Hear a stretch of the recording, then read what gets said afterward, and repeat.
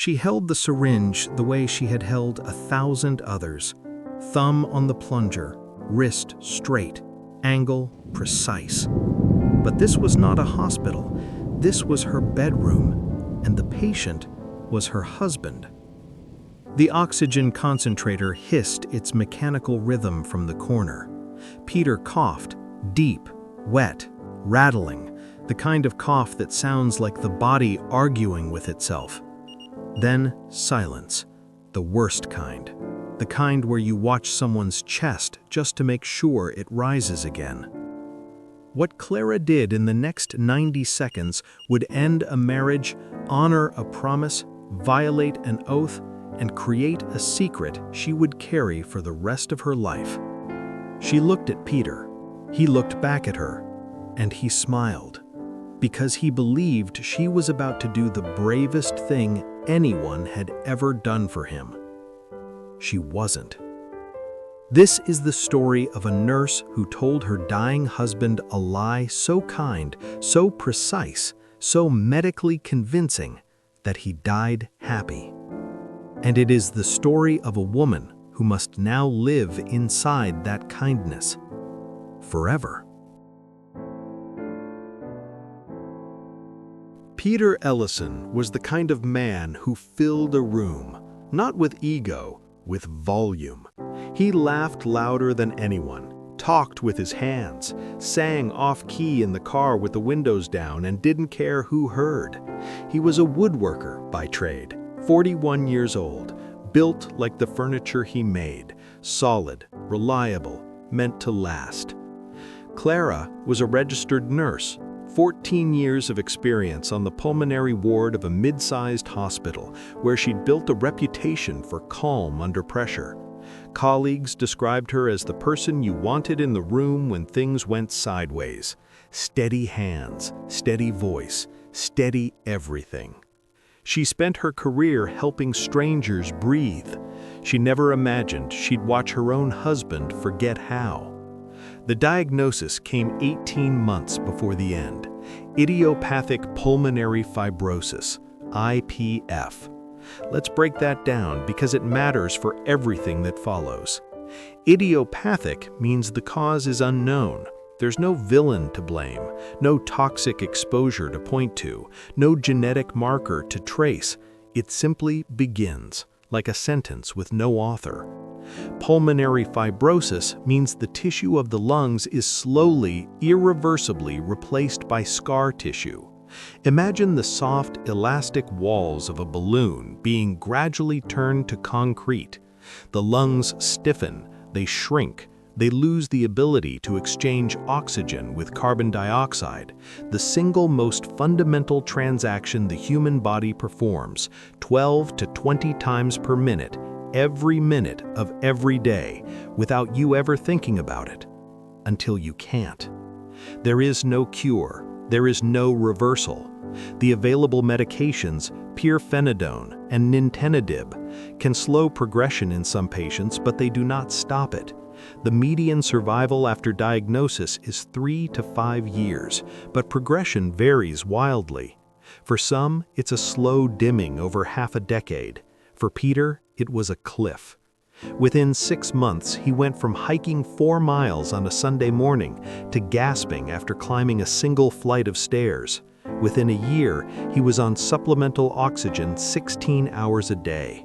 His world contracted with ruthless efficiency, from the trails he loved, to the neighborhood, to the house, to the living room, to the bedroom, to the bed. And Clara, the woman who married a man full of air, became his full-time nurse.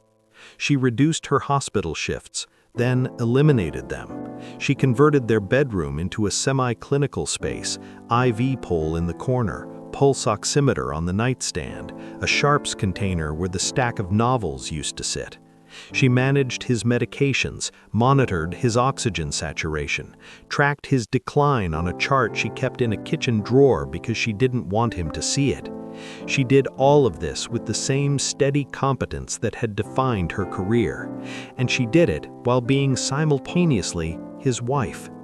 But here's the thing about being both a spouse and a caregiver that no one talks about openly, that no wedding vow prepares you for, that no nursing textbook addresses. The moment you start managing someone's medication schedule, their oxygen flow rate, their pain levels, their catheter, their dignity, you stop being their partner. You become their system, their infrastructure, the machinery that keeps the day functional, and you begin to disappear. But Peter's lungs were not the only thing dying in that house. Something else was suffocating, slowly, silently, and completely undiagnosed. 3 a.m. Clara, standing in the kitchen, the oxygen concentrator humming its monotone hymn from the bedroom down the hall. A mug of coffee in her hand, cold, untouched, made 2 hours ago out of habit rather than desire. She's staring at the refrigerator, not at it, through the wall behind it, through the yard, through everything. She's not thinking. She's beyond thinking. She's in that hollow space that exists on the other side of exhaustion, where the mind stops producing thoughts and starts producing ghosts. There is a phenomenon in long-term caregiving that psychologists call compassion fatigue, but that term is too clean, too clinical. It sounds like something you recover from with a weekend retreat and a journal. What Clara experienced was something raw, something with teeth. It started small, a flicker of resentment when Peter rang the bedside bell at 2 a.m, not because he was in distress, but because he was lonely and frightened and needed to hear her voice. A micro-fantasy, lasting only half a second, of what her life might look like if this were over. Not if he got better, if it were over. She hated herself for that half second. She buried it like a body in the backyard, but it kept surfacing. It kept coming back, each time staying a little longer, each time wearing a slightly less horrifying face. Let's be honest here, because this story demands honesty, and Clara's honesty, the brutal, private, 3 a.m. kind, is the engine of everything that follows. Clara loved Peter. That was never the question, not for one moment. But love and exhaustion are not opposites. They coexist. They share the same bed. They breathe the same recycled air from the same oxygen concentrator. And caregivers across the world, millions of them, right now, tonight, while you're listening to this, carry a guilt so specific it doesn't even have a proper name. It's the guilt of mourning someone who is still alive.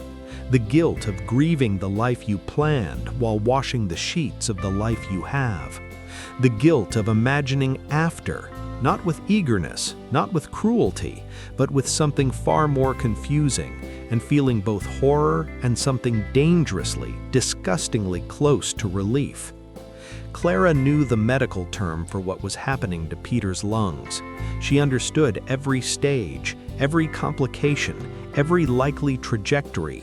She could have drawn the pathology on a napkin and explained it to a layperson in under 3 minutes. But no medical textbook prepared her for the slow erosion of her own identity. She was no longer Clara the wife. She was no longer Clara the woman who read novels in the bath and drove too fast on empty roads, and once, on a dare, sang karaoke at a bar in Portland and brought the house down. She was Clara the system, the steady hands, the infrastructure. And Peter, trapped in his own private suffering, his world now the size of a queen-sized bed, began to ask for something those steady hands could not provide. He asked her to let him go, not figuratively, not poetically, not in the vague spiritual language of acceptance. He looked his wife in the eyes and asked her to end his life. Before we go further, if this story is making you feel something, if you've ever loved someone through illness or loss, or if you've ever faced a choice where every option felt wrong, I'd ask you to subscribe to this channel. Not for the algorithm, but because stories like this, stories about the gray areas of love and ethics and what it means to truly care for another person deserve to be told fully. Your subscription means we can keep telling them. Stay with me. This is where it gets complicated. Peter first made the request 4 months before he passed. He didn't use dramatic language. He didn't quote philosophers or reference right-to-die legislation. He didn't frame it as a debate. He simply said, during a long, difficult evening when his oxygen saturation had dipped to 82% and his fingernails had turned the color of a bruised plum, "Clara, I'm done. I'm asking you as my wife, not as my nurse. As my wife, please, help me go." Now, let's pause here, because this moment sits at the precise intersection of love, law, medicine, and morality. And each of those domains gives a different answer. In bioethics, the philosophical framework that governs medical decision-making, there are 4 foundational principles. Think of them as the 4 walls of medical morality. Autonomy, the right of every patient to make informed decisions about their own body and their own care. Peter, by this principle, had the right to choose. His mind was clear, his suffering was real, his request was consistent and repeated over months. Beneficence, the obligation to act in the patient's best interest. Peter believed, deeply and rationally, that his best interest was release from suffering that would only escalate. Non-maleficence. First, do no harm, the ancient prohibition. But what constitutes harm when every remaining breath is an act of labor? When the patient himself identifies continued existence as the harm? And justice, the fair and equitable application of rules and resources. Peter lived in a state where medically assisted end-of-life decisions were not legally permitted. Had he lived 90 miles west across a state line, his request might have been honored within a legal framework. A different zip code, that's all. Clara was trapped in the geometry of these 4 walls. Every direction she turned, she hit a boundary. As his wife, she wanted to honor his autonomy. As his nurse, she was bound by non-maleficence and the law. As the woman who loved him, she could not bear to watch him suffer. As a licensed professional, she could not bear to act. He asked again 2 weeks later, then a week after that, then every few days. Each time his tone shifted. First, it was a request, then a plea, then something edged with accusation. You could do this. You have the knowledge. You have the access. Why won't you? Then, worst of all, it became an apology. "I'm sorry for putting this on you," he said one Tuesday evening, his voice barely louder than the oxygen concentrator. "I know it's not fair." That Tuesday nearly broke her, because she realized something devastating. Peter wasn't just suffering from a disease, he was suffering from powerlessness. The man who built furniture with his hands, who selected the wood, shaped the joints, sanded the surfaces, and created beautiful, functional things from raw material, could not shape his own ending. His body had taken everything from him, and now his wife's ethics were taking the last thing he had left, his sense of control. And so Clara made a decision, not a medical one, not a legal one, a marital one. She decided to lie. The bedroom. Night. The green glow of the pulse oximeter. Clara sitting on the edge of the bed, close enough to feel the diminished heat of Peter's body, close enough to count the seconds between his breaths. She recognized the signs. 14 years on a pulmonary ward had given her an intimate literacy with the body's final chapter. The modeling on his hands, a purplish marbling that creeps in when circulation begins its retreat from the extremities. The pauses between breaths growing longer, 5 seconds, 8 seconds, 11. The subtle cooling of his skin. The way his eyes, still alert, still him, had taken on a quality she'd seen in other patients' eyes. A kind of inward turning, as though the gaze was already being redirected towards something beyond the room. Peter was dying. Not in days. Not even in many hours. And he knew it. Whatever the body knows that the mind refuses to articulate, he knew. He looked at her, and he said the word one final time. Mercy. What happened next took less than 2 minutes, but it contained an entire marriage. Clara stood. She walked to the small medical station in the corner. The IV pole, the labeled vials, the syringes in their sterile packaging. She selected a vial. She drew the liquid into a syringe with the calm, practiced motion of a professional performing a task she had performed 10,000 times. She returned to the bed. She sat beside him. She connected the syringe to his peripheral IV line, and she told Peter, in a voice that did not waver, in a voice that sounded exactly like a nurse delivering exactly this kind of medication. This is a higher dose, sweetheart.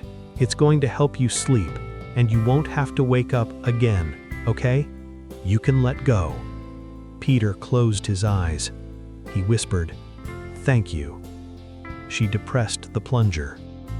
The syringe contained saline, sterile sodium chloride solution, 0.9%, the most pharmacologically inert substance in a nurse's arsenal. It does nothing. It is nothing. It is the medical equivalent of a blank page. Clara did not administer a lethal dose of anything. She did not hasten his death by a single second. She did not violate her nursing oath, break any law, or cross any clinical boundary. What she did was perform a piece of theater, in the most private theater in the world, their bedroom, at the end of their marriage, on the last night of his life. She gave a performance so convincing, so medically precise in its language and choreography, that Peter believed it completely. She gave him a story. And the story was this: you are in control. Your wife loves you enough to risk everything, her career, her license, her freedom, for you. You are not powerless. You are not a passive victim of biology. You are choosing this. You are the author of your own final page. You are free. Peter's breathing slowed, not from the saline, from the disease that had spent 18 months turning his lungs to stone. His body was completing a process that had been underway for weeks. The fibrosis had won. It was always going to win. 10 minutes later, Peter passed. Naturally. Peacefully.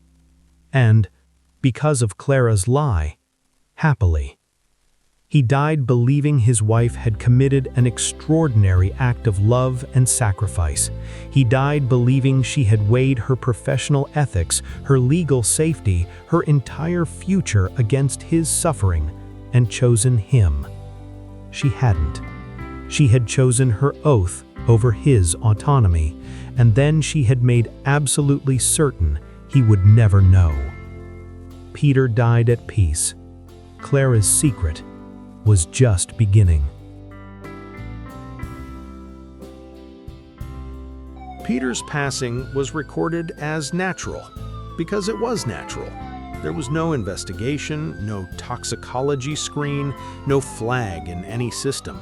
A man with end-stage idiopathic pulmonary fibrosis died at home under the care of his registered nurse wife.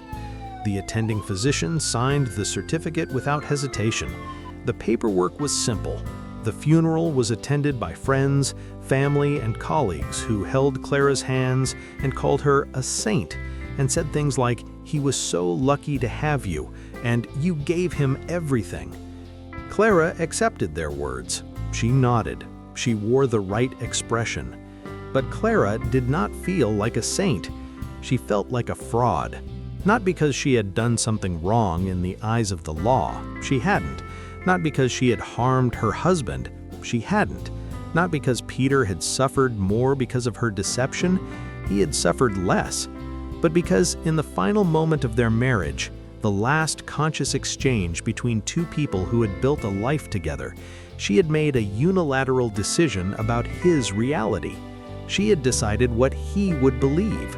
She had decided that his sense of control, the very thing he had been begging for across 4 months of increasingly desperate requests, would be an illusion. She honored the feeling of his autonomy while violating its substance. The guilt didn't announce itself loudly. It settled in like a weather pattern, a persistent low-pressure system over her entire inner life. She replayed the moment constantly. The syringe, the saline, his smile, his "thank you." He thanked her for something she didn't do. And the question that haunted her was not a medical one. It was a human one. Was the kindness in the lie, or was the selfishness?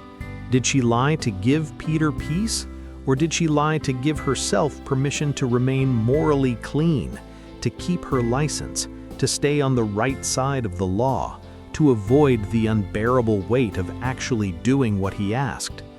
Was this an act of love, or the most sophisticated form of self-preservation she had ever performed? Because here is the unbearable math of Clara's situation. If she had told Peter the truth, "I can't do this, I won't do this, I'm sorry," he would have died knowing his wife chose her principles over his pain. He would have died feeling abandoned at the moment of his greatest need. He would have died without the comfort of agency, without the narrative of control, with nothing but the raw fact that his lungs failed and nobody, not even the person closest to him, could shape the ending. If she had actually granted his wish, she would have broken the law. She would have violated her professional oath. She would have carried a different kind of secret, one with legal consequences, one that could have ended not in an empty house, but in a courtroom.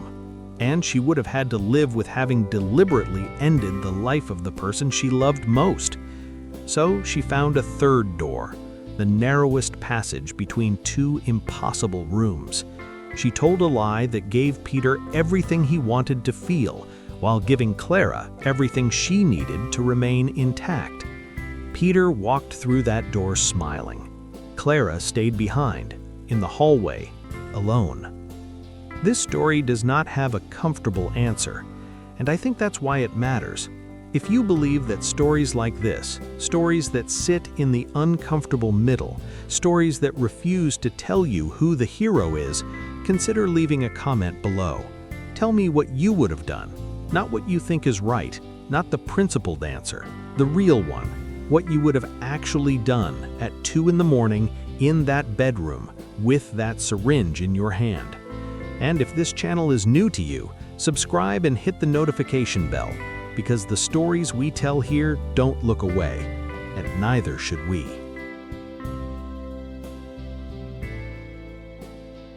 There are 2 ways to understand what Clara did. Both are true, neither is complete. The first is clinical. She identified a dying patient's primary source of psychological suffering, powerlessness, and she treated it, not with a pharmaceutical intervention, but with a narrative one. She administered a story the way she would administer a medication, at the right dose, at the right time, through the right delivery route, calibrated for maximum effect. Peter's pain was not only physical, it was existential. He was suffering from the knowledge that he could not choose. Clara treated that suffering with the only tool that could reach it, a carefully constructed belief. And it worked. He died at peace. By this reading, Clara was a healer until the very last second. She used her clinical knowledge not to end a life, but to end a suffering.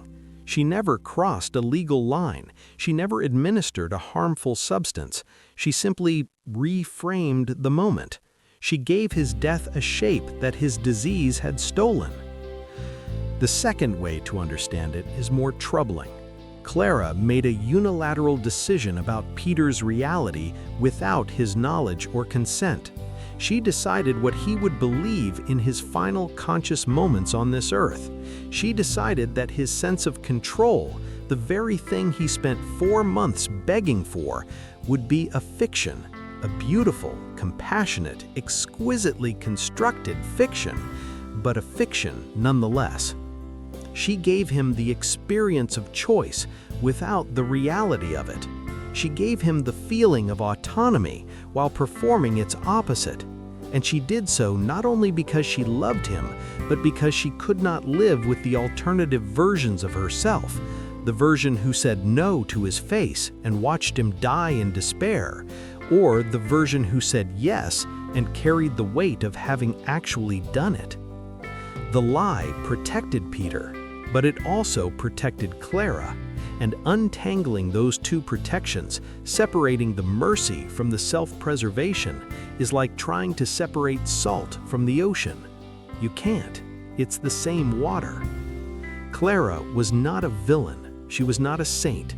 She was not a case study or a cautionary tale or a moral lesson in a textbook.